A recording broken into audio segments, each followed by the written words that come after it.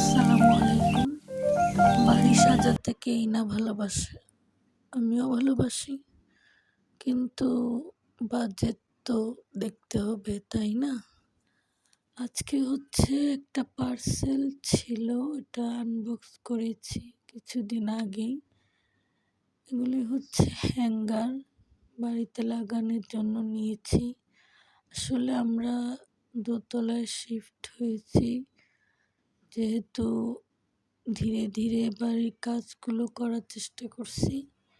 এখন আজকে মিস্ত্রি কাজ করতে আসবে বেসিং লাগাতে ওয়াশরুমে, এই কারণে এগুলি বের করে দিচ্ছি। এগুলি হচ্ছে টাওয়াল রেক, হ্যাঙ্গার, আর হচ্ছে টাওয়ালের হ্যাঙ্গার, শাওয়ারের রেক একটা।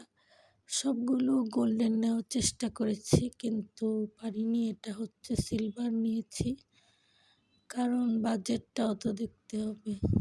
আর এটা হচ্ছে গোল্ডেন বেসিংয়ে, এটা হচ্ছে ওয়াশরুমের বেসিং। আমরা যারা মধ্যবিত্ত আছি তাদের আয়ের থেকে ব্যয়টা একটু বেশি।